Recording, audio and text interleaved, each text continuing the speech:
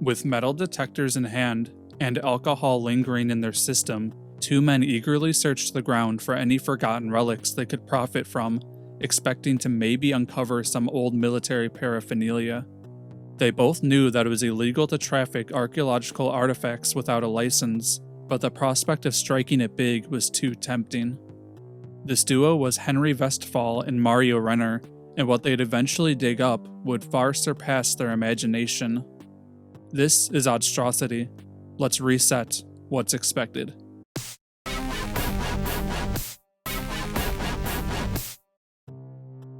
Astronaut Matthias Maurer was the 600th person in space, excited to experience the cosmic heavens above. He knew this passion was shared, explaining that there's been a fascination with space that spans the ages. Since the beginning of time, humans have looked skyward for knowledge about the origins of life, the universe. This sentiment is perhaps best illustrated by an ancient relic that had been discovered decades ago in his native home of Germany. It was July 1999 at Mittelberg Hill in Saxony-Anhalt, Germany. Mario and Henry's metal detector had located a metal disc about a foot wide that they figured was the lid to an old bucket. They freed it from the grip of the earth using a modified pickaxe, critically damaging the artifact in the process. The plunder didn't end there, though, as they continued to uncover more from the dirt, including two swords. Speculating its potential monetary value, they managed to sell their haul for over 30,000 Deutschmarks the next day. It traveled through the black market, finding its way into the hands of Reinhold Stieber and business partner Hildegard Burri-Bayer.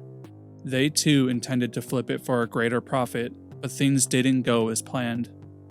The metal disc was cleaned up and revealed to be made of bronze and decorated with inlaid gold, resembling the night sky. It would come to be known as the Nebra Sky Disc, named after the neighboring town. At over 3,600 years old, this Bronze Age relic is the oldest concrete depiction of cosmic phenomena, as described by the United Nations Educational, Scientific, and Cultural Organization. Holding such significant historical value, it's no wonder that this became such a desired piece. By 2002, authorities were aware of the Nebra Sky Disc, but had little luck in tracking it down. Then, in late January, an opportunity presented itself and a sting operation was planned. They'd have to go undercover if they wanted to secure this elusive treasure. Harold Meller, the director of the State Museum for Prehistory in Halle, Germany, feigned interest in buying the Sky Disc. Typically, a museum such as this wouldn't bargain with illegitimate sources, but they had to play the part until the disc was secured. A meeting between the two parties was scheduled to discuss the transaction.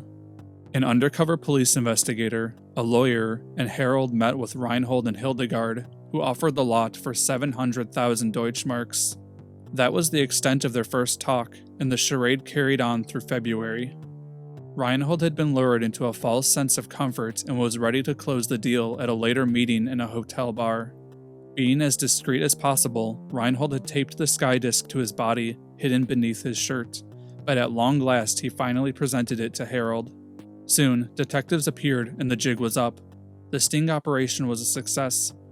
Reinhold and Hildegard were soon arrested, and the entire Mittelberg Hill hoard was turned over to Saxony-Anhalt authorities. The looting was traced back to Henry and Mario, and they were both soon punished as well. In March 2002, the Nebra Sky Disc was put on display at the State Museum for Prehistory. It's possible that this artifact was used for religious, mythical, or calendric purposes, bringing us closer to understanding the European people of the Bronze Age.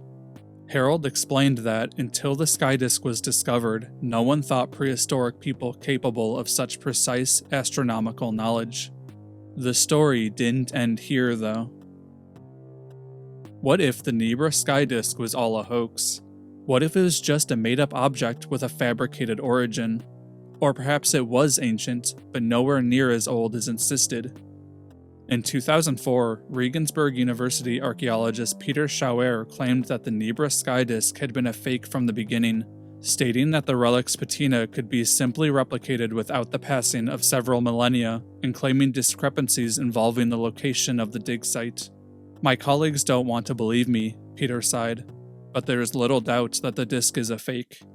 The general consensus amongst the scientific community was a collective groan. The State Museum had already done thorough testing to verify its age and origin. Nevertheless, the media ran with this controversy, embarrassing many in the field who felt as if this made themselves appear clueless and foolish. Over a decade later, in September 2020, university professors Rupert Gebhardt and Rüdiger Krause published an article stating the disk was more likely from the Iron Age, 1,000 years later than originally believed. Among other things, they compared the sky disk's motif to similar designs seen throughout history, and it's generally agreed that on a timeline it fits more comfortably later. Soon after, several experts published a rebuttal paper stating Rupert and Rüdiger sometimes make false claims and ignore a large part of the extensive research results of the last 20 years. One archaeochemist lamented, "I know a few people will never believe that the disk is real. It will be like the people who think the moon landing was a fake. It's impossible to change everyone's mind." Despite the back and forth regarding its authenticity, the impact of the Nebra Sky Disc continues to be felt. In 2020, the design of a commemorative patch for an upcoming ESA space mission was unveiled. This emblem was partially inspired by the cosmic patterns of the sky disk and was designed by none other than Matthias Maurer, who wore the patch on his journey to the International Space Station in November 2021.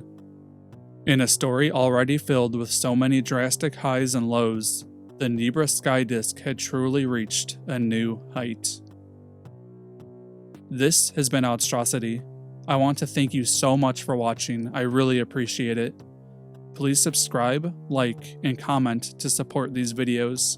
Join me next time and we'll once again reset what's expected.